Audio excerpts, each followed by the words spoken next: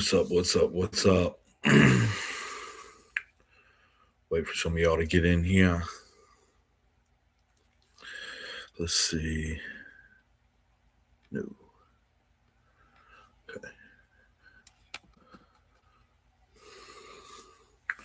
Yeah, I was gonna go live today, or me and Sean were gonna do a podcast today, but we had a little mix up on scheduling time and stuff like that. So I'm just gonna do a live instead and do possibly some solo Q&A if we get some questions and things like that. But yeah, other than that, I was just going to start chatting it up about what I've got going on with my plans. And I do have like one couple questions that some people have sent in. So we can touch on some of those. Hopefully, some people send some over in the live chat. That would be super dope because I have never done one of these on my channel. So, not that big of a channel yet. Don't have that many followers, but we're going to let it rip, see what happens. And yeah, it's just continuing to build this year and actually put some effort into the YouTube channel, just so that we can document this whole journey of bodybuilding. Man, this shit's fun. It's everything. It's all encompassing in life. So why not display it all the best I can on YouTube. Just trying to make sure that I'm staying consistent right now and things like that. So yeah, we're doing the weekly pod. Me and Sean have been getting the opportunity to get on Anson's pod a little bit. So that's been great. And then I've just been grinding away, staying consistent in the gym with the training, with the food, with the subs, everything like that, cardio. So things have been going good. Body weight's up to 292 this morning. We haven't made very many changes diet-wise. We've actually made a reduction in food. Right when we threw in super subs back in, made one reduction.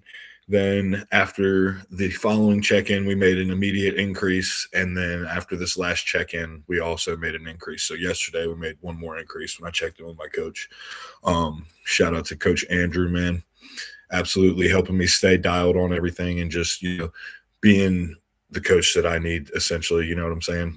We have a good team effort here. I like it. I get to do my part in the plan, and then I get to check in with him and run things by him and just let him know what's going on with some things, and then some things he's just totally in control of, like the food and calories. I don't even question that. I'm just like, yep, let's do it. So this past week definitely flattened out a bit from the week previous. Weight was down like 2 pounds from that first reduction that we made. That kind of got me trending down. Then we actually made the increase, and somehow I still was trending downward. So that was interesting. And I think it's just from super subs being in there and things like that. Metabolism starting to uptick. So I think that's all that was there. And yeah, things are going great now. So body weight was back up to 292 today. And what we did is he increased carbs quite a bit, but then we had talked about initially in the plan, I had quite a bit of added fats, and that was kind of new to me. So I was doing them as I could. I was doing them in my first meal and my last meal majority of the time, and then I would kind of do the rest of the day no fat, essentially, no extra added fats, I'll say. And then here, after we talked yesterday, I'm going to make sure that I'm consistently doing them because I'm ripping through food pretty quickly.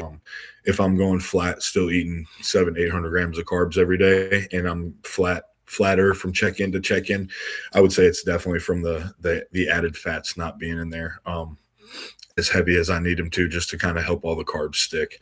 And I feel like when you're a little bit bigger, you do need those fats. There's people that will say you don't, and you can go 0 fat and get all your fat from fish oil. That's absolutely fucking crazy. I would never do that. You definitely need some from foods and animal fats and things like that. I like to use whole eggs, olive oil, nut butters are okay. Sometimes they sit pretty heavy. So a lot of times what I'll do is I'll just use fattier cuts of meat. Like I'll buy 93.7 turkey and I'll eat it without, doing anything too crazy. I'll take some of the oil out or the grease out and stuff like that. But I mean, leave a little bit in there so that it's got a little bit of that fat content still left in it. And I'll do that for some of my meals quite a bit of the time. And then whole eggs are great. First meal of the day, get your day started with those. Those digest super well as well. So again, and then the olive oil, that usually goes down super well. I mean, you're not adding any volume to your meals. So, that's usually not too big of a deal. I will say though, when I'm in a cruise phase, If I'm in a cruise, definitely notice a difference with added fats. Like I can still rip through food pretty good with just carbohydrates in there. And so if I'm doing just carbs and not really doing too many added fats, other than like I was saying, maybe meal one, meal six, doing some added fats just to help things slow down before bed and stuff like that. That's usually when I notice I'm doing pretty good and I can still rip through food pretty good. But when it's like every meal is added fats, it's like I gradually bog down through the day with digestion. If I'm not like super active and things like that, if I'm active and moving around a lot that day, other than, just my training, then I can still fly through those meals pretty good. But yeah, I've noticed for sure when once you get things cranking up, then you can kind of add those added fats. You almost need them in there to slow things down to help them stick because you are kind of metabolism's just constantly upticking. You're training harder, volume's going up a bit, maybe. Calories are going up, so metabolism's going up, all these things. And it's interesting how that works because this week, as far as like steps and things like that, they were actually a little bit under where I needed them to be just because our weather has been absolutely crazy. We're snowed in right now, probably like over a foot of snow on the ground for sure, at least by this point. It is still just hammering down. So we've been kind of preparing for that. So steps have been a little under that 10K mark a day. But I still had that, significant drop this week in weight. And I would say that's for sure just the metabolism upticking.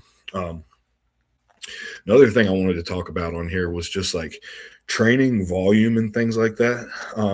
And getting away from, or I'm not trying to preach any one way or the other, but I had an eye opening, moment yesterday. And I've seen it a million times, but yesterday I was really paying a lot closer attention to, I think it was a cut above by Jay Cutler, and it was his leg day.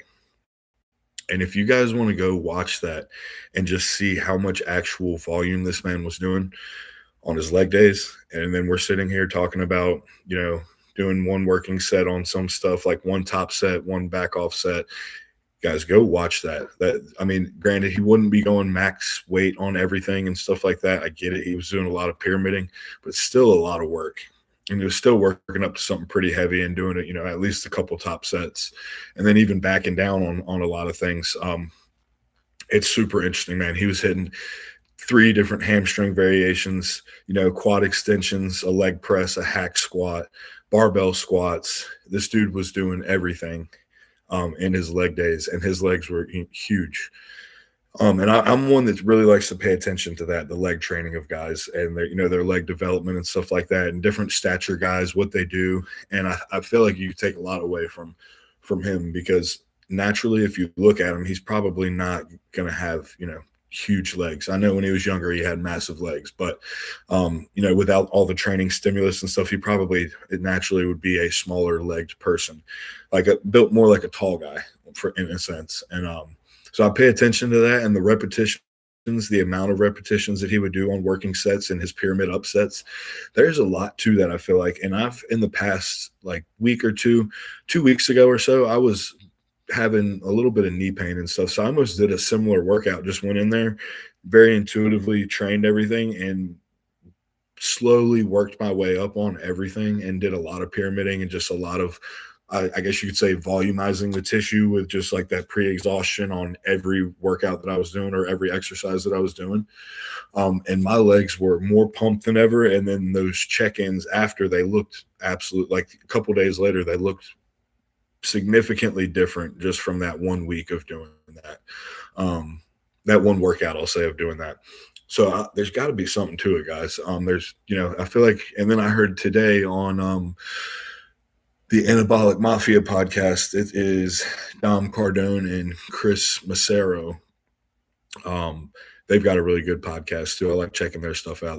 They've got some good outlooks, and both obviously very successful in the bodybuilding realm. So they've got some great takes on stuff. And Dom was talking about how Oscar back in the day in the gym, Oscar, the one that used to train Kai Green, I forgot his last name, but was talking about how he trained a lot of tall guys. He saw him, building a lot of tall guys' physiques and what they were doing for legs. And basically, that's what he was explaining that they would do, was just these annihilation annihilation sessions of legs, essentially tons of freaking volume.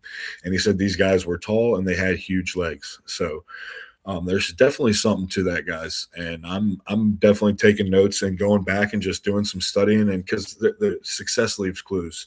If you're not an idiot, you know that. So go look at the people that have been successful, that have similar structures to you, or what you would consider maybe similar genetics to you, and go see what they've done to build their physiques, because they can say don't listen to the pros, but those guys were also, people at one point that were trying to get there as well. So they had to build that physique too. They didn't just wake up like that. There obviously was a long journey to get there, years and years of training, thousands and thousands of meals, tons of sups, all that. So there's a lot to it, and you can definitely learn a lot from that. So I've been doing that a little bit, doing my history, my research, just going back and watching, because I feel like right now in the pro leagues, there's people lacking arms. That's one thing that I feel like I really want to get back to, paying attention to how these guys back in the day were training, and they nobody had lagging arms at all. So there's something to it, and I've been just trying to implement some of what they do and at least incorporate it still in my training. And a lot of it is just like being mindful of continuing to lift free weights, barbell curling, dumbbell curling, things like that, where you're lifting heavy weights.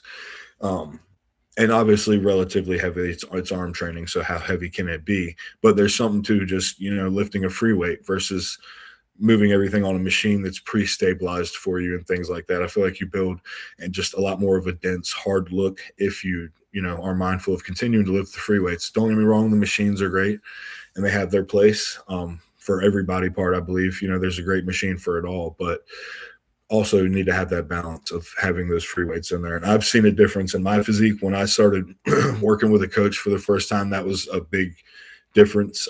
He had me switch over to a lot more free weights, because initially when I got into it, I would just go in the gym and, you're training by yourself a lot. So it's a lot of just smashing machines, just trying to get reacclimated with the gym, get back in shape, things like that.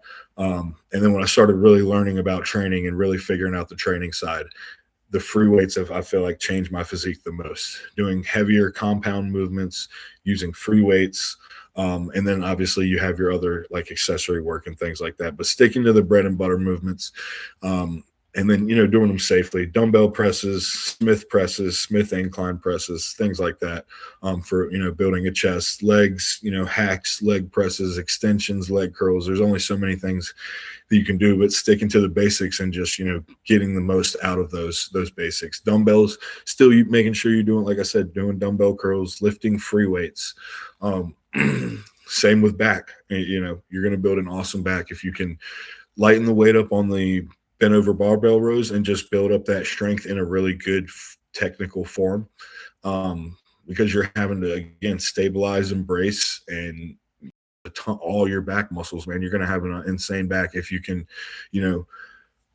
reverse engineer that movement back down to no weight and just really build it up from a strict form, and get really strong in that. You're going to have an awesome back. Dumbbell rows, barbell rows, you know basic pull downs, cable rows.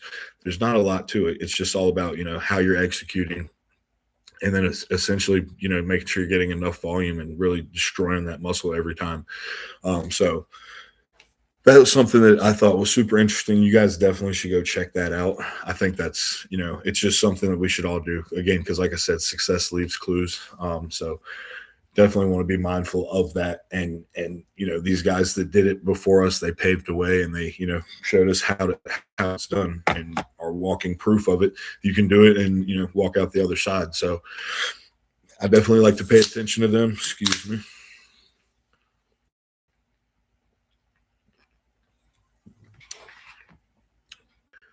I get very carried away with the strength side of it. Not that I'm ever doing anything sloppy form or anything, but I almost feel that every workout has to be moving maximum loads, every single time. If I'm not lifting at least what I had in the logbook the last workout, it's not a good workout. Those kind of things. And then when I've there's been portions of my journey where I haven't been too concerned with that. And if something's not feeling good on a particular day, because I'm just usually pyramiding up the weight every time, if something's not feeling too good, then I can, just stop and not go any heavier and just get a good workout with that lighter weight and not be too concerned with it and just really get a good workout with volume. And if you pay attention to what Jay Cutler was doing in that leg day, he's doing that. Some of those sets he's doing two times on barbell squat. He's doing, one plate for 20, then he's doing one plate for 15, then he's doing two plates for, 15, something like that. He might even go back into the two plates again for another 15. Then he's going up to three, and then he's doing that for like 10. Then he's going up to four and doing that for, maybe another 8 or 10. Then he's even going back down. So you guys just pay attention to that. And he's probably self-regulating that as well too. Like he's building up to what feels good, then he's letting it rip, and then kind of just making sure he's still getting that volume in safely with the lighter weight. I feel like there's something to that where modern day training, it's, get as many top effort sets as you can get in there. And sometimes that is great, but I'm wondering, from like a recovery perspective and things like that, if just going the other way and, kind of saving your body a bit, if that would even help growth some, especially if you've been training, just beating yourself down in one way for a while, which I feel like I have been doing, been very, mindful of the logbook and things like that. So, yeah, that's something, been up in the air on and definitely picking my brain with a little bit if I want to try something different or not. And, things are working right now, but I will say joints are a little wonky when I'm really focused on, pushing those heavy effort, heavy loads, especially on legs and stuff like that. If I'm not doing like hacks, I'll say I'm pretty good. Like if I'm just really doing like, mainly like Smith squats, um, and then really like leg presses, to be honest, and then just getting the other workout of leg extensions, leg curls, things like that. I feel like those days I'm okay. Um, and I'm able to recover. But when I start doing these crazy heavy hack squats, that's when my legs really take a beating, knees take a beating, joints are shot after a couple, heavy sessions like that back to back. So that's kind of why I dive into these older training styles and videos and things like that and look at them and just, follow their journey and how consistently they were able to string these days together back to back to back to back to back. There's something to it. It was kind of, I really truly feel it was the way that they were training. Nothing to failure, tons of volume, things like that. And you can recover from that because you're never, totally destroying the tissue. You're, like Lee Haney used to say, stimulating, not annihilating. And again, I've been in the gym and went in there mindful of this, just trying to pull back a bit and have some of the greatest workouts, greatest pumps I've ever had in my life. So maybe we could all take a little bit from that, apply it to our training every now and again, might, save us in the long run just a bit, keep us all a little bit fresher. But did have a question or two that I was going to touch on here. Let's see here. Somebody wanted to know kind of about, let's see, it was about, okay. So, yes, wanted to know how you get prepared for a workout down to the detail, pre workout meals, PEDs, drive to the gym, etc. What do y'all do to give yourself the best chance to have? Well, there's many things, and depending on the time of year, contest prep, things like that, yeah, that can play a huge role into what's going on there. But I will say, for the most part, for a good pre-workout, ritual, I like to have, plenty of time to, if I'm at home, that's great. If I'm not on the go before the gym, that is the perfect situation because then I can make my meal in a nice timely time before I'm going to train. And I usually like to try to make something that's not very voluminous so that it's not sitting heavy on my stomach. So a lot of times I like to do a whey ISO, and then I may do like a cream of rice with honey, or I might do like bagels with honey on top, things like that, because it's quite a bit of carbs. It's 200 grams of carbs I got to get down before a training session. So I like to try to make that as little volume as I can, again, because I like to, with my stomach just feeling empty, I feel better. I feel like I'm a lot stronger that way. There's no blood in the stomach, things like that. Everything is digested and moved through, and I feel like, I get the best pumps that way. So I like to make sure that I do that, and then I mix up my pre-workout. I always like to add a quarter teaspoon of extra salt into my pre-workout. I've been using the Core Nutritionals, great stuff. You guys got to get on that. So I usually use that, and then I'll add a quarter teaspoon of salt into it as well. And then I also have been really liking using like a gram or so of potassium chloride in there, and that really helps the pump for real. Getting that extra potassium in there while you're training, I will say, makes a huge difference. And then I'm sipping on that on the way to the gym. I really like, if you can afford it and you got the you're not natty, you know what I'm saying? Pop you a little D ball or something like that, a little A bomb, D ball, little Anavar or something like that, whatever your cup of tea is.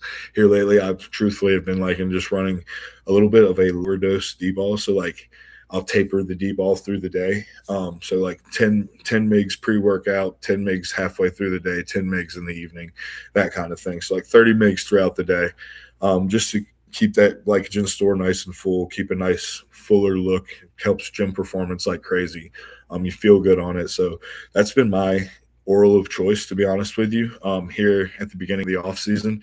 And I haven't been using it every single day. I use it kind of infrequently, but the past like 2 days, I will say I've been wanting to see what it does, running it a little bit more consistently because I do feel great when I'm using it. So that's something new that I've been trying. That would be my, little pre-workout PED, if you will. Um, and then, yeah, man, I'll make sure that I have a Gatorade or your intra-workout drink of choice, highly branched cyclic dextrin. If you want to be, fancy, Gatorade powder works just fine. I make sure that I have that for my intra. And then I'm going in there, and dude, I honestly have the best workouts when I'm playing some nice chill music that's not like I don't do death metal or anything like that. I like 90s hip hop, or sometimes I don't even like lyrics in the music at all. I just like beats. I've been listening to a lot of Forrest Frank, which is like some Christian music. He makes some really good vibey music. It's super positive vibes, like just uplifting music. It's um not this demonic crap, to be honest with you, like that you hear nowadays. It's just like, bro, what are they even talking about? I do love rap music. Don't get it twisted. I love rap music, but some of it is just absolutely insane. Some of the rock music, absolutely, and some of this stuff is just crazy. So I like to feel good in the gym, not like angry or anything like that. I get better workouts just feeling good, positive, happy. So I try to create that energy for myself, if that makes sense. So I'm playing positive music that makes me feel good. And then I'm going in there just focused, man. And like I was talking about earlier, I've been getting great workouts by just being very mindful of pyramiding the weight up, really getting the muscle full of blood before I go into any working set. So if, it's been a long day and I'm just feeling like I need some extra warm-up sets, I'm taking those extra warm-up sets, especially in the off season. You've got the calories there.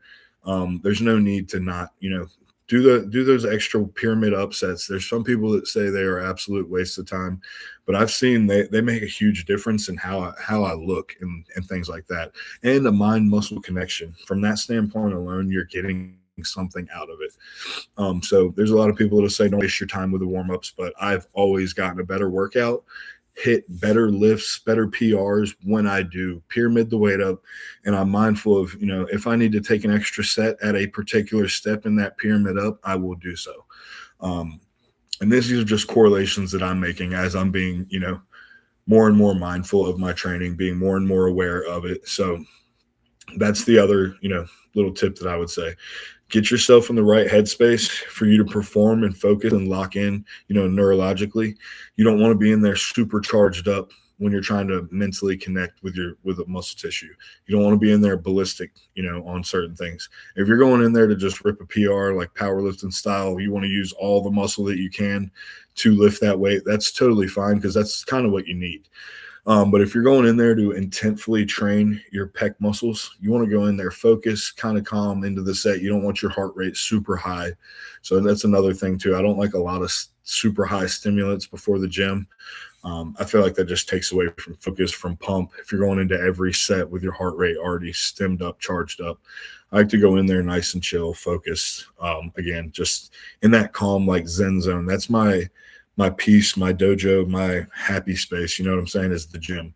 Shit saved my life. So I like to go in there and, be in a good space. It's one of my favorite parts of the day. So I don't ever want to be in there angry.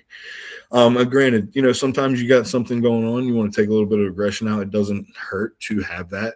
And I'm not saying going in there, with fucking daisies behind your ears and not, lifting like you need to and getting what you need to out of it, lifting aggressively and intentfully and things like that. I still am very mindful of doing that as well. But I like to get myself out of that mind zone where I'm like ready to just ballistically, explosively lift stuff. I want to slowly lift it, but very intentfully and aggressively still, if that makes sense. Um yeah, that's where I kind of been standing with that kind of stuff, man. And that was Max that sent that. So shout out to him, man. I don't know if he just hopped on actually, but yeah, if that's you on there, Max, I just answered that question that you sent me. Um, let's see if I touched all on that. Yeah, that's been my way for sure here lately on how I've been having a great session. And it took me a while to learn that too, because I'll say at the beginning of my, getting back into fitness and things like that, a lot of the beginning was okay, yeah, dude, definitely. I touched on all that stuff, man. Um, for sure. You'll like that response. But at the beginning of the journey, a lot of what I was doing, man, I would go in there and I was very like lost at that point in my life. I had no direction, didn't know exactly what I wanted to do. I was, battling, going through addiction and therapy and things like that. So that was something that I just kind of started doing. I actually would literally go walk down the hill from the place I was going for, the rehab therapy and things like that. I would walk down the hill from that place to the YMCA, and I'd go in there and just ride the bike for like an hour. Then I'd go in there and hit a bunch of machines. So I was just in there like very aggressively training, and then I actually really started falling in love with it and having fun doing that. I was like, man, this shit makes me happy. I actually enjoy this. So it's crazy how I found it. Because I found it just like going in there, blowing steam off, super mad, and using it as an outlet to like, because I was just pissed off at life, to be honest with you. Wasn't happy with where I was at, with where I was going, with the decisions that I had made. So I would go in there, and that was just a place to like beat myself up and trying to get in better shape, trying to lose the weight, things like that. So it was a lot different of a mindset. So now to go in there and it's like I'm in there, I'm intently working on a sculpture, a masterpiece, um, and I have a vision, a goal, a destination I'm working toward, all these different things. It just makes a much healthier mindset with the gym, I'll say for sure. Granted, you can get to some dark places too when you're sitting here trying to build the most awesome physique that you can. So you got to give yourself some grace. I will say that for sure. Like you can definitely be hard on yourself the more, the more serious you're taking it. But that's also the beauty of it, man, is like you wouldn't get that far if you weren't able to be that objective and that hard on yourself and, just look at yourself in the mirror and say, hey, these are the things that I need to work on. And that's one thing that I love about bodybuilding is it's like the physical manifestation of all that, where I had to do that before I even got my body right. But when I was still fat and out of shape, I had to look in the mirror and be like, what the hell is wrong with me? What do I need to work on? And I had to start literally just checking off the boxes on things that I needed to work on. It was need to get sober. That was thing one. Need to stop freaking drinking sodas. That's thing two. Like need to get in better shape. Just started making a checklist of things that I need to work on. And now that's kind of what bodybuilding is all the time. You compete, get the pictures. These are the things I need to work on next time to have a better showing or to, continue to win and to continue to progress my physique. These are where my physique lacks. And then you can just be objective with yourself, make the necessary changes and apply them, and boom, you get that result. And that's a cool thing, man. And when you start learning that, like, you can plug that mindset into everything, I feel like that's a powerful tool, man, for sure. So that's something that it's taught me a lot. It's taught me a lot of discipline.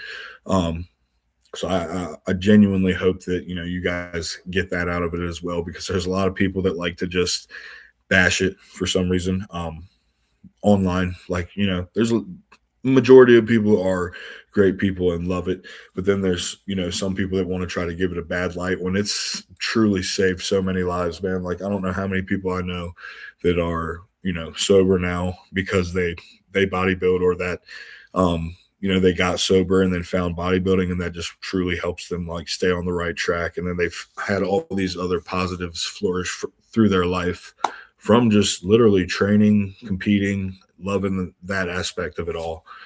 So it's definitely a beautiful thing, man, that we all need to be grateful for and always try to make a better thing, especially online, dude. We can't be ever like ripping competitors apart on here or anything like that.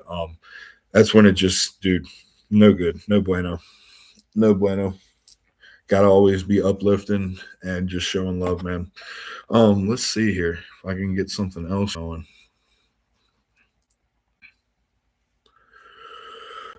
Um,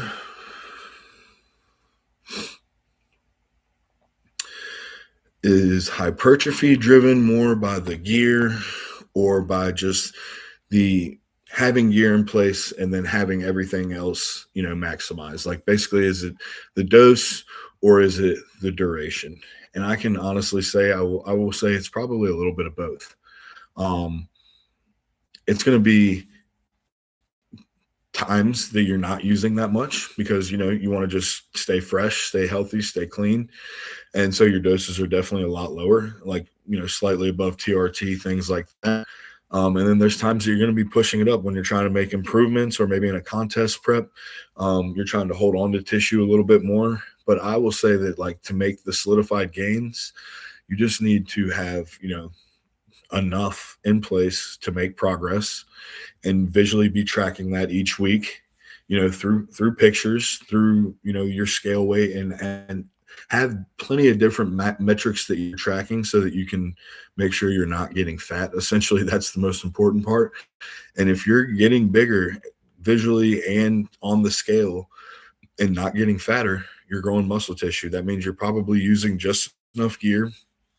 You got plenty in place, things like that. And I'll say, if like you start escalating up food and you start getting fatter, that's probably the time you might need a little bit more gear in place, things like that. So yeah, it's definitely, I'll say it's probably a duration thing and a dose thing. You know what I'm saying? And there's, like I said, you can maintain with a much lower dose for a lot longer duration, but to actually put it, I would say you probably need to use a little bit more. And that's just simply so that you can scale up the food. I don't think it's necessarily the dose, but I think it's really, you need that metabolic drive as well from the androgens that you're going to get. That's my latest theory on that, because I've had my food scaled extremely high with no androgens in place, just GH and test, and it becomes super hard to eat, even like 6,000 calories. But then you throw in the androgens, and 6,000 calories becomes absolutely nothing. So as long as you can stay healthy, I would say, a little bit more is always going to probably be better in a situation where you're pushing food and you're trying to make improvements. That's my theory on that for sure. Um, but yeah, man, things have been going great in my process. And this is honestly, it's another thing. I'm glad I just remember this. I haven't literally just freestyling this whole thing. So I have nothing written down other than a couple of little questions and off the tops. So this is another thing that I really want to touch on here is testosterone and DHT derivatives and all these things. Guys, testosterone down, or like, it converts into DHT, into estrogen, into all these things that you need downstream anyway. So I've been seeing the greatest response out of just scaling up the testosterone. When I initially started bodybuilding, I was taught so wrong. I was taught the total opposite way. It was like TRT doses of tests, scale up anabolics as high as you can, um, you know, and then just and lean on that. Don't really use testosterone that much, which I guess can work for some. But I truly think that finding that upper end of testosterone and just riding it there for yourself and then sprinkling in the anabolics is the way to go. Like, lower dose anabolics, higher dose testosterone. You feel better. You're stronger in the gym, you're fuller, all these there's so many things, especially from a performance perspective. And then also a health perspective, I feel like as well. If you're scaling up testosterone, a bioidentical hormone, that's a lot less dangerous than you scaling up fucking primo. I mean, yes, they're safe. Primo and mast and EQ are all relatively safe. I'm not saying EQ is a DHT derivative either, just throwing that in the group because we all know what's going on right now with all those things. So, um, I will say though, I feel like just response wise, look wise, all these things, so much better of a response scaling up the testosterone. I put on so much more just solidified mass when you diet down. But look, if you're running these cycles the other way with the DHT really high, which I feel like when somebody's a beginner, they almost are bamboozled by that whole approach because you're just like, especially if you're kind of a chubbier guy, you're probably going to get set up on that stack anyway, just to keep your estrogen lower. But you almost get bamboozled by that because you're like so flat that you think you look better because you have like body fat you still need to get off. But if you get all that body fat off and then really start scaling up the testosterone, that's where you're going to see max results. I will say that for sure. Um, yeah, man, I appreciate you, Max, dude. Thank you for checking that out and going back to it. Hopefully that helps you, man. And I'm not the best on like all like the pre-workout rituals and all that stuff. I'll say that for sure. Um, because sometimes, dude, I'm going straight from like a job site to the gym, so I might freaking, dude, there's no shit. Sometimes I have a jar of honey in my car that if I don't have time basically to get these carbs down, I'm going to drink this honey, 200 grams worth of carbs of this honey, and I'm going to drink this shake, and that's going to be my pre-workout meal because I just don't have time, so I'm on the go. That's why I hate when people say they can't get it done, because I'm like, if you wanted to get it done, you would find a way. You would find something that worked, some way that worked. So, having 200 grams of carbs in the pre-workout meal is crazy. So sometimes my rituals are all over the place, but I did, give you like an ideal world. If it was a perfect day for me, that's what it would be for sure. But yeah, that makes me think there. If you guys want it, man, you're gonna always find a way to get it done, especially with the food and stuff. If you're trying to like push the food up, oh, I can't eat anymore. There's always a way to find these calories, get them in. If you got to dump table sugar on something, dude, that's been times I've had to do that. I'm not saying that's the best way. I'm not saying it's the worst way though. That's for sure. I'm not saying it's gonna really hurt you. Um, Especially if calories are already so high. What's a little bit of you know table sugar gonna do? Not much. Um, so yeah, man, that's another thing, another little hack of mine. If you guys are ever in a pinch and need to get carbs in that are easy to get in, honey is great, man. Seriously, I put that in so many people's plans that I work with, especially when I first start working with somebody and I'm really trying to get them, like their metabolism's just shot and we're trying to get it back online. Honey truly works wonders. I swear, it's like a magic food. It's a superfood. Truly is. It helps so much with like thyroid, all types of things, man. But I really will say, like metabolically, there's something to throwing some honey in people's meal plans. Like I'll throw in a you know, couple hundred extra calories of honey throughout a day in somebody's plan, and it might be even on their rest days and everything. And these people are dropping weight through the week and stuff like that. And it might be an extra 200-300 grams of carbs throughout the day. Not all from honey, but like majority of honey because I'm trying to keep the volume down. And these people are still, losing weight. So it's an interesting, powerful carb source for sure. I'll say that. And again, it's really easy to get down. Fucking love that stuff.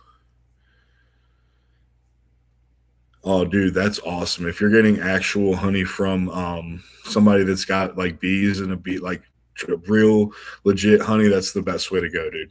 I go, a lot of times, to be straight up, I get a lot of it from Kroger, just the regular grocery store honey. But when I can, we've got like some mom and pop shops around here that sell different like local honeys from different beehive keepers around the area. And that's something I've heard is really good, like for, sickness and stuff, getting honey that's local to your area. So anytime I can, I grab jars of that crap. I love it, dude. It's they've got all kinds of different like different variations, I guess, like different flour blends and stuff. I don't know exactly how it works. Some are a little genetic. I really like the Hanukkah honey, I think it is. It's got like the big cone pieces in it and stuff like that. It's some super good stuff. Max, do you train? Are you a personal trainer? You said you got a killer physique, man. That freaking in your profile picture, it's super tiny because I'm seeing it in the chat box there. But your side relax there looks pretty gnarly, dude. A little bit yesterday. I looked through a few pictures, man. You definitely have an impressive physique. Excuse me, this is not good for you. Shouldn't be doing that, but nice. Gym and a chiropractic office. That's dope. So do you do like chiropractic work yourself or just work at the office? That's a super uh, in demand job, man, especially in our industry. Appreciate that, man. I really do. Yeah, dude, you should definitely hop into open class. Like if if bodybuilding is your passion, man, and like you don't have um you're not trying to do like classic or physique or anything like that, men's physique or anything like that, why not jump straight into the open, dude? Because a lot of times, man, if you got the size, like the density and stuff like that, you'll win these shows. If you come in big and dense and in shape, um, even if you're a little bit underweight, like you might go up against somebody heavier. A lot of times, the heavier guy isn't going to come in shape, from what I've seen. I try to not be that statistic, though. I try to be the heavy guy that comes in peeled too.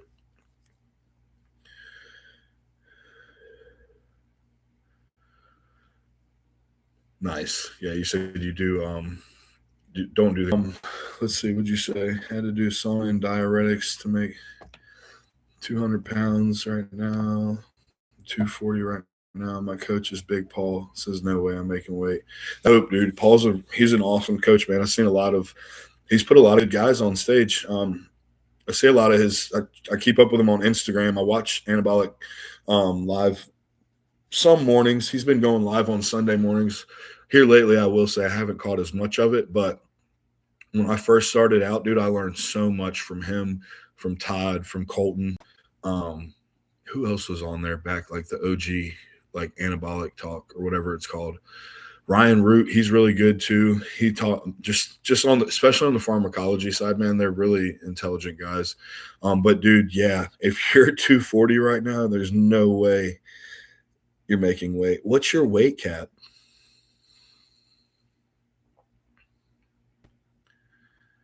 Is it 225? No, it's probably a little less than that, I would say.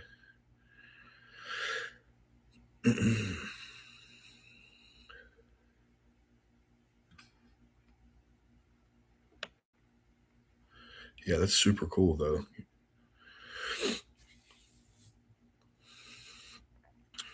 I'm at 292 this morning, which was super interesting.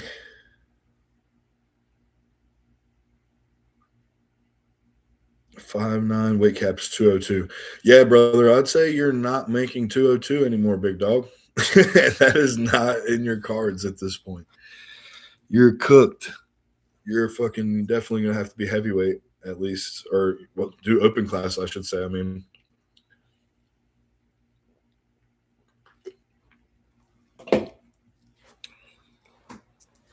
you'll have more fun too, especially if you love bodybuilding. That takes the whole weight limit off of it. It makes it actually a lot harder because you don't know what weight you're going to look the best at. When you're like coming down, you might look really sick at, like when I was coming down this last time, I was looking really good at like 267, and then I kept coming way down, and I think I just came way too far down. And I also lowered super subs a little bit too much at the end, mainly test. So I kind of flattened out a bit, but it's really finding that fine line. I still was able to pull the win off, but I think I could have looked a lot better had I not pushed so hard towards the end, which that's what makes it fun, man. That's what makes it super interesting. And you don't have that weight cap, like I said. Like if I was trying to make um what is it? Just right at the weight cap, I guess you could say. Or if I was trying to make heavyweight, it would be 225 and under. So like that would make it way simpler. I would just know, okay, I got to get under 225 and then see how good I can look, closer to around that weight when I'm having to pull down that hard, that kind of thing. It just takes that whole aspect out of it. Then it's all on an objective, view on how you look, which is really cool.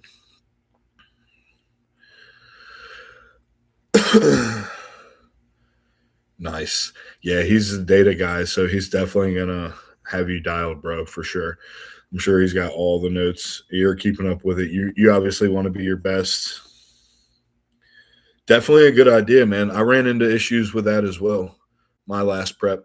I think I started the orals a little too far out for my genetics, to be honest. I don't think I have a very hearty liver. Like it's my ALT, AST, all those numbers are always great when I'm not, if I take a couple days off from training and stuff, check labs, they're awesome, like in the 30s. This last time for both of them. But I will say, when I start pushing the orals a little bit or for a longer duration, they gets pretty skewed pretty quick. So that's definitely a good idea.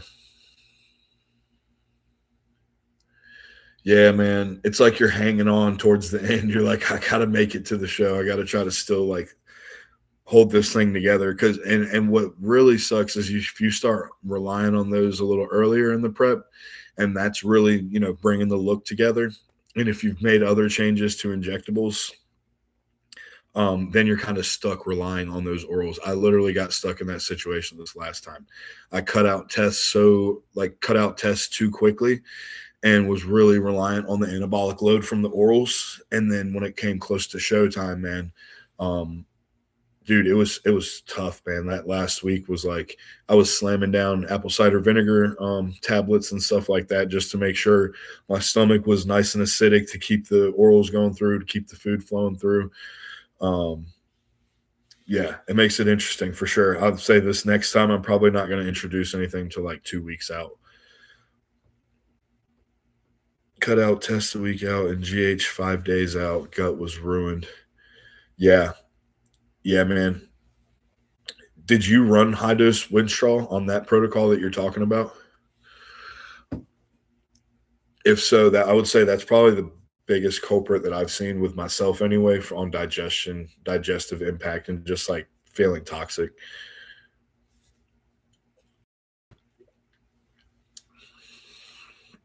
Betaine HC.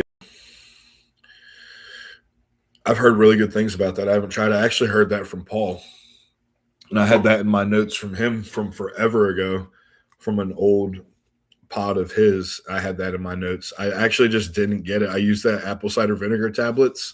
I basically have them with every meal, and it was just keeping the stomach just acidic enough to keep things going, man. Yeah, the Winstraw dude for sure. That that is I got a love hate relationship with it. I look great on it for a while, and then it starts kind of going the other way. I start holding water a little bit just from inflammation and stuff. So, like you said, I'm probably my next prep is probably going to go in at the very end. Last week, 2 to 3 meals a day. Protein is highest, but I do 450 grams a day of protein. Damn, you're eating 450 grams a day of protein. Holy hell. Dude, I can't eat that much protein. I'm sure I could. I just have every time I start scaling it up much above like 350, somewhere in there, it starts getting digestion starts getting a little slower. That's a lot, dude. It's interesting though, man. Some guys can get that shit down. Problem. I'll say I think I look better with a little bit less protein, lower protein count, and higher carb. I stay drier. I hold less water. Waist looks better. All those things. Protein starts getting a little too high. I start holding a little bit more water. I know that sounds really weird, but I think that it just causes. I just don't think my body can process that much protein. I think it causes too much distress and inflammation from just literally from so much meat in your gut, sitting in your gut.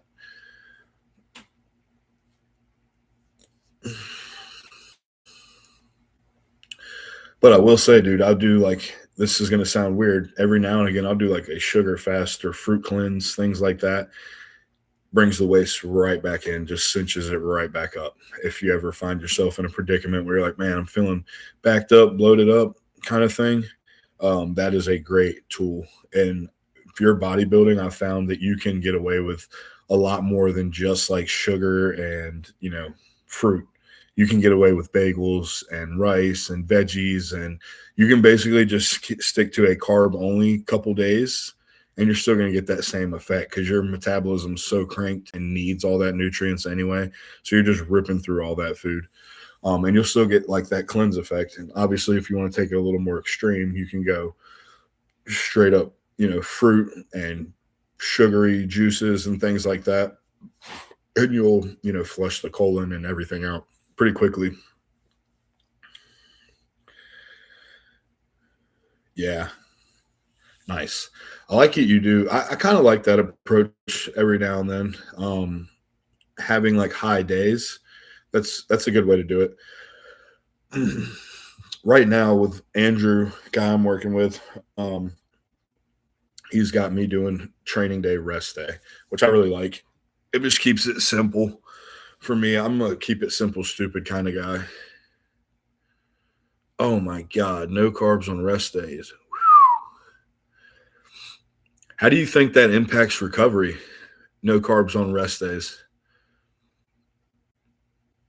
So I'm a believer that you're still recovering on rest days. So you still need carbohydrates there.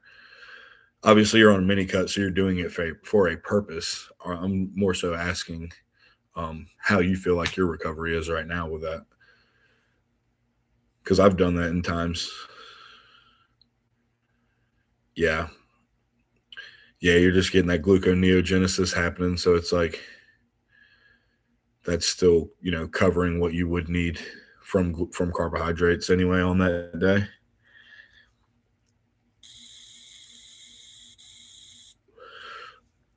What's your if you don't mind me asking, dude, what's your your cycle looking like?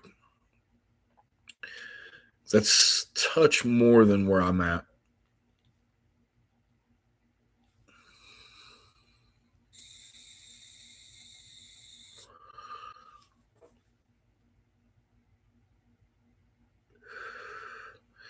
Yeah, it'd be dope. I was gonna say you don't have to air it all out in chat, but I don't know how else I'd hear it right now at this point. Actually, you don't have to do that. Where's my phone? Let me see if I can find it real quick. Oh, there we go.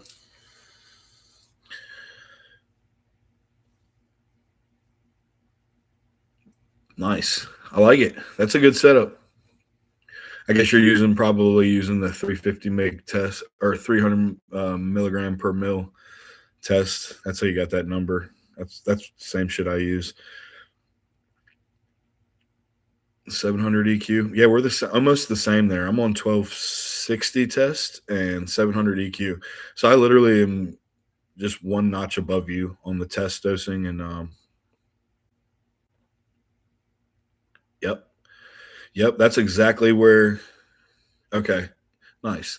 That's where I had done. I was doing that initially when I started the cycle, and then I bumped it up to 180 daily of tests, and then just 100 daily of EQ. That's a great cycle though, right there, man. The MPP, you're probably nice. MPP and Anadrol, you're probably fucking feeling like Zeus in the gym, dude. Um, I can't tolerate one thing. I can't tolerate is NPP for some reason. I can tolerate it for a couple days, and then it's like, dude, I just feel like the weirdest feeling, man, like antisocial kind of thing. Like I wouldn't be on here if I was on MPP. That's for sure. I wouldn't be making any content.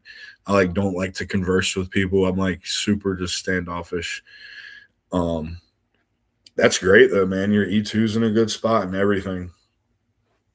I'm excited to see how you respond to that Anadrol too, man. That's a really good compound.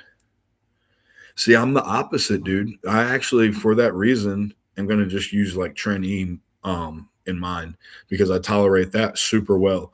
I don't get, I don't get like that weird antisocial feeling on that. So maybe it's just very like obviously we know that it's very person dependent, but I think especially with 19 Nors, it seems like some people are one way or the other. Like some people can just tolerate trend and then not MPP, or vice versa. They love MPP and then they're like, not so much on the trend side though.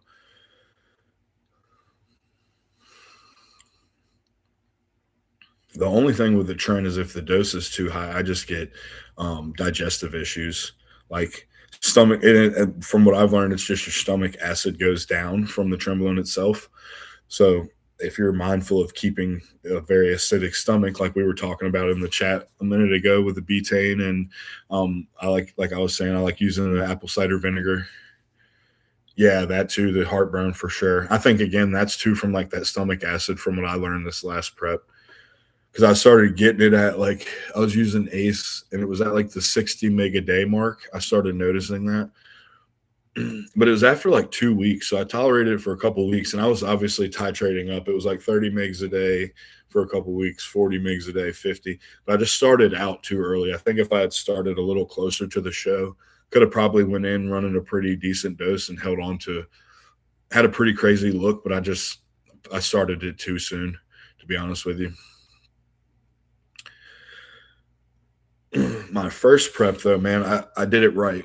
I started didn't nothing toxic went in until probably like 3 weeks out, and then Winstraw went in and just scaled up as we got closer, and Trend went in at a very low dose and scaled up as I got closer. That produced a pretty good look. But now it's all about getting fucking huge, putting on this size. Um, Dude, I'm stoked. It's going to be a great year. Make this progress, and then go into my goal is to do nationals this year at down in Texas. Hopefully, if everything works out and I make the progress needed and things like that, and then I'm able to make that happen financially and get down there. That's going to be the plan. Go down there and whoop some ass and do what I need to do.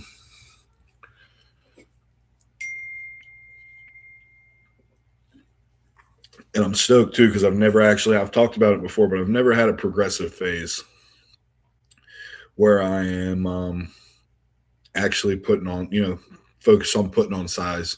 It's always been like a hold on to tissue or recomp a bit here, that kind of thing. It's never like, all right, we're trying to grow. So for me to have gotten here and not really had to push it that much, I'm excited to see what happens when I'm actually focused on growing tissue. 7 tests, 500 primo, 500 mass, 140 trend. Nice. Yeah, bro. And not to sound, this does not to sound like arrogant or anything by any means, but I've started realizing that sometimes, like me being a bigger guy, I've listened to some of the guys that are smaller and truly can push it. Like their body is tolerant to that stuff and they need more to grow and things like that. And I've ran into so many issues just letting it rip too soon in my journey because I've heard this guy that only weighed X amount was running XYZ. And I'm like, well, I'm this size, so I should use XYZ. It doesn't work out that way, man. It's all very genetic related, I think, because like I've gotten great responses out of low doses and grown quite a bit. And then I've also gotten great responses out of a little bit higher doses and grown a bit. So I think it's just like very person dependent on how much you need and if you need to truly push it. Like this is the most I've taken ever as far as test. Before that, it was 700. It was like that would be my limit. Basically, I would go up to 700 with test, and then I would fill in other compounds to match up to that 700 milligram mark. So I'd be right at that gram and a half mark, and then for contest time, I'd taper in some orals. Now I'm like, all right, let's just rely on majority tests, a little bit of EQ, and see what happens. And truthfully, I think that's the way to go, man. I feel great. Um, skin looks good, training's great. All these things are awesome. So, and you just feel more balanced too. I'll say that you don't feel like any mental sides. You just feel very like focused in on what you need.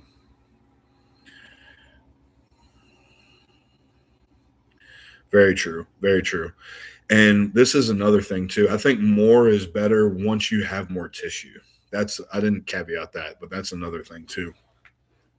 More test is for sure better if you have more tissue, like or just gear in general. Like you literally have more skeletal tissue to soak up the drugs. So until you get to that point, it's like you got to kind of almost just do this slightly enhanced type of bodybuilding, unless you want to just have these crazy bloated up off seasons where you're just holding a ton of water and stuff.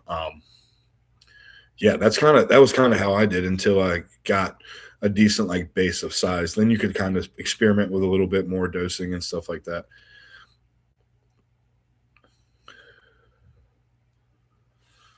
100% though. The more you are, if you're taking more, it's more responsibility to adhere to the lifestyle to be more dialed.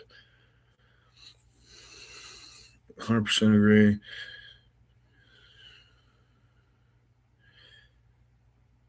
I like that approach too. Increasing your crews as you go. That's I'm a firm believer in that too, to be honest with you, because this last cruise and it worked great. Like it restored health markers very quickly. Not that anything was skewed by any means, because I got labs in the middle of prep, like 6 weeks out. Things were great, but I still wanted to take the time just because it was a long year last year. So went down to 200 mgs totally for like a total of like 4 weeks or so. I was on just the 200 mgs because I was doing kind of like what you were doing. I was doing a little bit of a health phase light rebound kind of thing out of the show. So I think I said the other day I was using 300 tests, but I think I was actually using like 420 or something like that a day, or not a day, a week. And then what did I have in there? I think I might have just had that and GH in there for the rebound, and was great. And then when I got with my coach, he was like, let's just go to 200 mgs. Restored health markers, awesome. But I'll say I felt like total shit, man. Metabolism went down the drain. Um, but again, health markers were great. Energy, I just felt really sluggish and heavy and things like that. And I truly think it's just the metabolism is just taking a dive bomb because you're cutting out all the androgens. Um, have you tried Retta? It's had some pretty profound effects on my blood work. Dude, I have. I'm actually currently using retatrutide in this growth phase. Some people would say that's counterintuitive, but I definitely don't agree with that. I think it's helped me tremendously. I'm always someone that's kind of dealt with blood sugar being a little elevated, or it tends to creep up if I'm not 1000% on top of every damn step after every meal and doing all this cardio and stuff like that. Which is okay, but in the off season, I'm not trying to have to kill myself every day just to keep my blood sugar down. And I also don't want to have to rely on insulin. So I've microdosed Retta for pretty much the past year or so. And because I've been someone in the past that's had to use a little bit of Lantus and things like that. My younger brother is type 1 diabetic. So I think that it's something to do with just the genetics, the autoimmune issues run in the family. Like I have psoriasis and things like that, which is autoimmune issue related to diabetes. My mom's got Hashimoto's, again, an autoimmune issue. So I think all these things just make me a candidate to have elevated glucose, to be honest with you.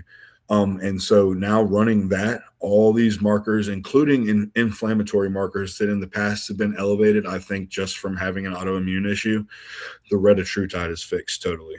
The retatrutide has helped with glucose 1000%.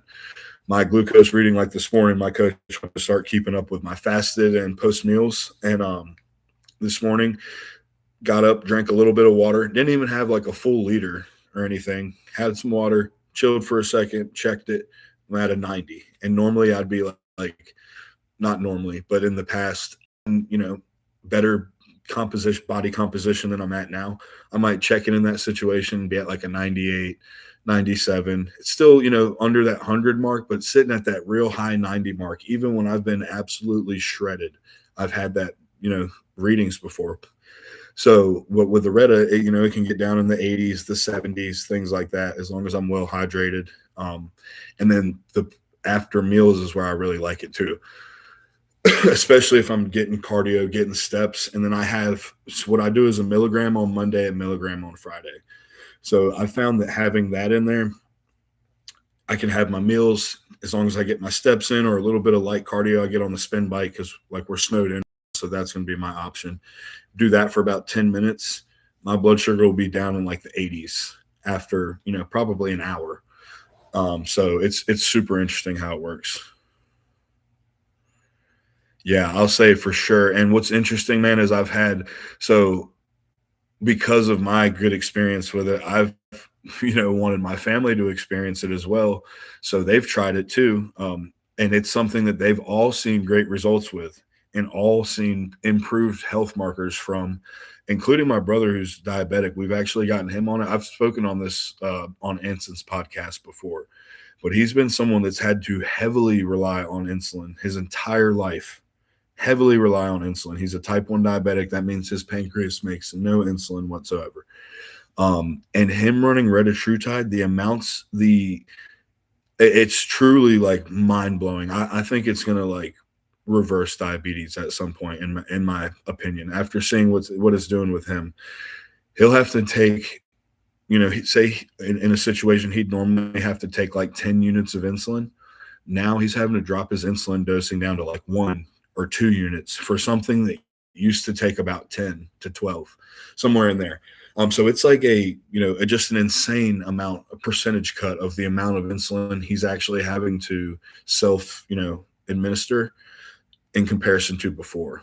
Dude, yeah, it's crazy. Like, and I don't think there's people talking about that stuff out there because I don't think they're experimenting with that stuff yet. On type 1 diabetics. Obviously, it's made for type 2s, but like, dude, it's interesting. And my theory is because of all it hits all three pathways, I think that you're actually going to be able to eventually they're going to have some variation of this retatrutide or this GLP-3, whatever you want to call it, that is going to actually be able to reverse the type 1 diabetes because it's like training your body and your pancreas to make more insulin. Um, yeah. Yep. Dude, that one I'm interested in that one, man. That one will be cool because what I've heard, and I haven't looked into it a lot, but from what I've heard, that they got the idea basically because of all this muscle wasting that they're having from semaglutide, tirzepatide, retatrutide. Because people just aren't eating protein. To be honest, that's all it is. But who wants to eat more protein when they can just take more drugs? That's what they're going to do. So they're going to make a drug that now stimulates so much IGF and the retatrutide that you're literally just building muscle and not eating, is what it seems like, which would be absolutely bonkers, dude. I'm interested in it though, for sure. I think that'll be interesting. That'll be game changing, I think. Which we, in a way, kind of do that already. We're taking Retta and using GH and stuff and kind of getting that benefit. But if they're going to make an even better version of it that's actually IGF-1 in there, and we're taking that in GH, that's going to be crazy. Dude, Max, thank you for hopping on here, bro. You're giving me all kinds of little things to talk about. This is great. It's the Max and Mad show, the Mad Max show. Fucking with it.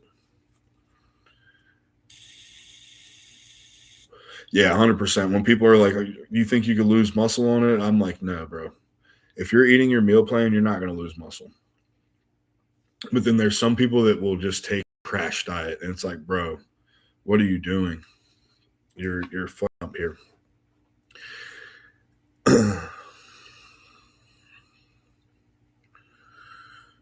That's the worst, though. And I've had some people that have made tons of progress, like in the gym progressively. And then they'll part ways with me or something, like whatever it may be. They want to take a break from the, hard nose being locked in.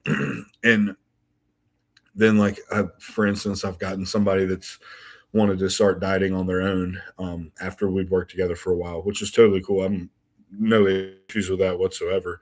And they ask me for advice, I give them advice, whatever. And so he was wanting to immediately when he started dieting throw in, this is somebody that doesn't have blood sugar issues or anything. Like even when they're pushing food, their glucose is in the 70s, the 80s, and they're eating 900 grams of carbs a day. um Immediately wanted to throw in terzepatide. And I'm just like, man, if you don't need it and you're just trying to kind of recomp a bit and still like progress, it's just like a little pullback on food to kind of tighten up a little bit. I don't think you need to throw that in that time. um So that's interesting. Some people just immediately want to just smash their appetite and starve. Like they'll take all this time to build up and then they just want to starve the weight off, thinking they're going to just crash diet for like 2 or 3 weeks and then pick back up, which I guess it could work. But if you want to really truly hold on to tissue, one thing I'll say, man, and I know Paul, I think I've heard him talk about it, he's mindful of when you get closer to the show, I'd probably pull it out. Just from a digestive perspective, especially if you're going to be using orals. One thing I ran into was it was like I was holding oblique fluid or something like that. It was like my digestion was slowed down just a little bit too much that I was holding like midsection water on stage. That morning I got up, I was dry as a bone. But then when I started having more carbs and having water and all the orals were in and stuff, I think digestion, and you're dehydrated at that point too. That's another huge thing. You're dehydrated, so you don't have as much water pushing everything through on show day. I think that truly retatrutide truly plays a huge factor in that whole process, you know, moving smoothly on show day. So if you don't pull it out, just be super mindful, man, of that. Like I had to basically go no protein, very, very low fat to carb up essentially. Some of those days were like less than 100 grams of protein and like 1,400 grams of carbs just to get enough food in. And I still, um, wasn't filled out like properly, I would say. I kind of spilled in certain areas and didn't fill my legs out enough. So I still won again, like I said, but you always know where you could be better for sure looking back. Yeah, yeah, I heard that too, man. I think it was like Dom Super Slice was talking about it. There was quite a few guys running a specific dose that he was talking about. I'm assuming a decent dose, heftier dose, probably above that 2-3 milligram mark, and they were having issues with it. So always want to keep that in mind, especially when it comes to getting close to the show day. And if you're only looking at it from a blood sugar control like perspective at that point, you're most better just to microdose insulin on your carb up. Like, and I mean microdose, like you just want to make sure you're getting your blood glucose down below that 100 mark before you're ingesting another meal. So, hindsight being 2020, that would probably be something going into a show versus keeping the retatrutide in because it's controlling my blood sugar so well. Yeah, yeah, and at that point, you're going to be so lean anyway. Like you say, you're at like 3 weeks out and you pull it out, you're pretty much all the fat loss is done there, and you've still got Clen, and you've still got Hembine, and whatever else you might see, whatever else you're running. So at that point, dude, you taking that out, you've gotten all the fat loss benefit out of it. You don't need it at that point. It's just gonna do you better to take it out. From what I've gathered, I've had it in for both of my preps, and I ran into the same issue both times on show day. Wasn't quite looked great, but wasn't quite as happy with my midsection because I normally always have great midsection control and have a smaller waist for being a bigger guy. So when I see that start skewing in the wrong direction, it's irritating. Clinton Slew can't get Yohimbine easily in Canada. That's so weird, bro. We can just order that down here on like we can go into Walmart and get Yohimbine. Actually, they have like what's this supplement called? It's like one of those scammy looking like shreds or what's it called? Something stupid. Anyways, and it's just got like the really like infomercial looking label on it and stuff, and it's yeah, I forgot what it's called, but basically it's like 10 megs of yohimbine in it. Then they've got all kinds of pre-workouts in there with yohimbine in them. Sounds like we had similar waist situation, just the abuse of the prep. My waist is great now in the off season, for fuck's sake. Yeah, Oxy Shred. That's exactly what it's called. I think it's 10 megs of yohimbine. And I'm the same, bro. I haven't tried the Mott C, but I heard it's great.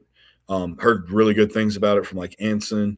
From I don't know if I'm sure you probably watched Joseph Purcher's podcast. He's talked highly of it, even in the off season, just specifically for like what we're using retatrutide for the glucose control, using that. So that's something I've kept in mind too that I definitely want to try in the future, just to take the Reta out and not have to use that for the glucose management.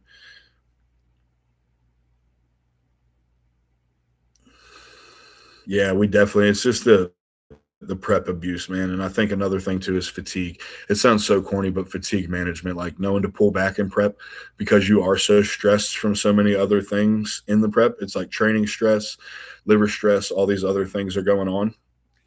So during that time, it's like you got to be mindful of pulling back a bit, taking a rest day when you need to, literally allowing the internals to just chill a bit because you're stressing it from so many other things, so many other inputs.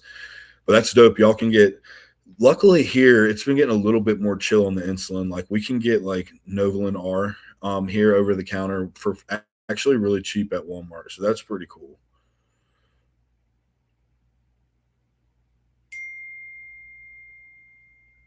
Vacuums in the morning and post workout. That's good. Honestly, I'm good about it couple times a week in the off season. I do the vacuums. I'll do like dead bug ab training. I make sure I do that. And then like I try to randomly just throughout the day here and there hit them. And then I'll say in prep, dude, I'm pretty good about it. Like I'm doing it consistently. I'm wearing my waist trainer all the time. That's another thing I'm huge on is the waist trainers. If you really want to maximize like that ab control, just wearing the waist trainer. And it's just a friendly reminder that's on there all the time that you can't forget about. That's telling you, basically telling you to pull your waist in. So that's helped me a lot too, man.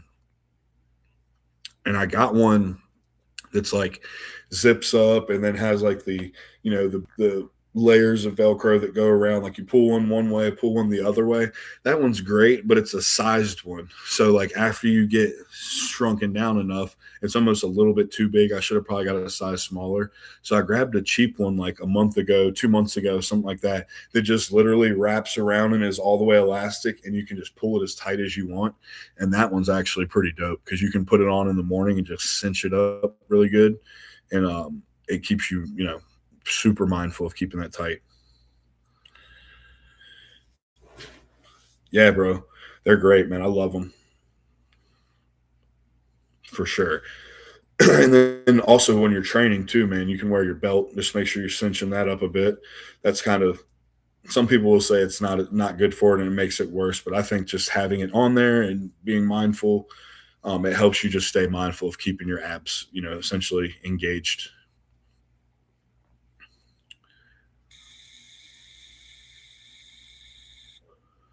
Nice, nice. Said you wear your belt during the hack squats and top sets of incline Smith. Hell yeah. Yeah, for sure. I definitely will say I wear them on, definitely wear, I try to wear it all the time, but I'm definitely mindful of putting it on in the hacks. Um, Honestly, I take it off like in the leg press just because you're in that weird position. So it's kind of uncomfortable. But then the other thing is, let's see. Yeah, definitely I put it on for presses, any like bent rowing or anything like that. RDLs, I try to wear it for sure. But most of the time, I'll say if I'm, on it, I go in and I just put it on before I even start training, just so I'm like keeping my waist in the whole time.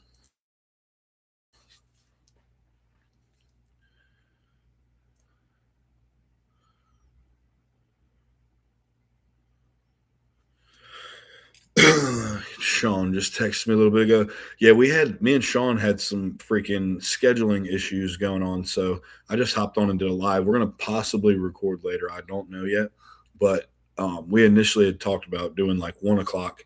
And somewhere in there, I guess there was some confusion or something. And he was heading to, there's also a time difference. He's on the other side of the country here. So we've got like a 3 hour time difference. So he was actually heading to church while I was sitting at the Discord thing waiting for him to hop on. So we might be recording later. That's why I'm doing this random live, those kind of last minute spur of the moment, because I was just all set up and I'm like, you know what? whatever. I'm in the mood and the groove. Let's get it going. And luckily, dude, you hopped on here. Old Max hopped on here with a bunch of questions and conversation pieces here, dude. I really appreciate you. Me and Max got to connect through Anson's podcast where I was on there, and then seeing each other. We chat a bit back and forth in the Discord. I need to be better about being active in there, for sure, because it's definitely a bunch of people in there. Staying in touch, staying active with one another, which is awesome. Everyone shares that same passion, sharing their updates, sharing physique updates, things like that. Anson's done an awesome job over there, like just creating a good community aspect, which is great. Shoot.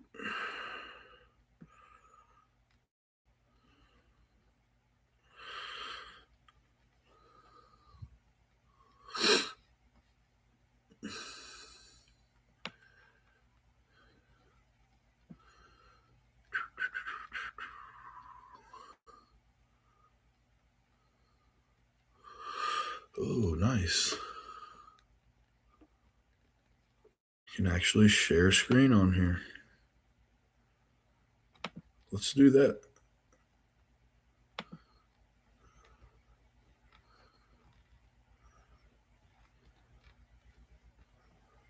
Uh,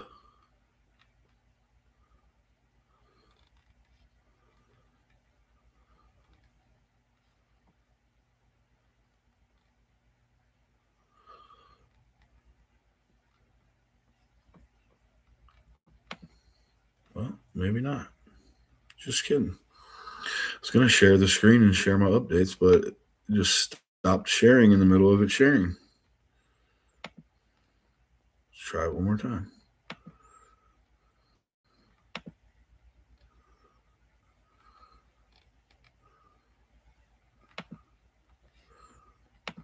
No, just kidding. Okay. We'll have to get that figured out for next time for sure. Make sure I can do that. It's not one to work there.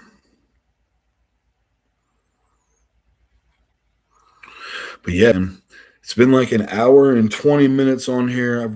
Hopefully I talked enough and got some good topics covered, and it didn't sound too crazy or anything like that. This was very spur of the moment, last minute here on the live. And like I said, I was all set up, ready to record. So I didn't want to waste the moment in the day that I had already spaced out for this. So I was like, you know what? We're going to give it a rip, let it go on live and see what happens. So, guys, anyone that's tuned in, much appreciated. Max, I appreciate you hanging and chatting with me, big dog. We got to cover some cool stuff there, man. Pretty dope, dude. You were in there through the chat the whole time, just like, you know, throwing me little bones here and there for things to talk about. So that worked great. I got to ramble for a while at the beginning, then you joined and threw me a bunch of good stuff there, man. So I really appreciate it. Everyone, after you see this, make sure that you go like, share, comment, subscribe to the YouTube, and follow me on Instagram, Vieira_bodybuilding. I'll make sure I leave a link or put that in the description at the bottom so you guys can click on that and follow me over there and keep up with some of the daily stuff I like to post on my training over there. You'll see more of like the day-to-day things like that. Try to keep up with my stories and just posting my training, physique updates, very consistent weekly. So you guys can keep up with me a little more closely over there. And then the YouTube, I will definitely be doing more of on a consistent basis. I've been pretty consistent since like the Thanksgiving point of this past year of 2025. So I'm trying to do at least 1 to 2 videos every week, whether it be a podcast and a training video or a solo Q&A and a training video or 2 podcasts, whatever it has to be. We're going to be consistently making sure we're putting out content that makes a difference, helps you guys in your journey, and provides some entertainment, hopefully some educational value. And yeah, man, I just want to make sure that I'm consistently documenting what I got going on and keeping up with you guys, keeping in touch with everyone out here, and just building a community, man. Much love. Y'all have an awesome day.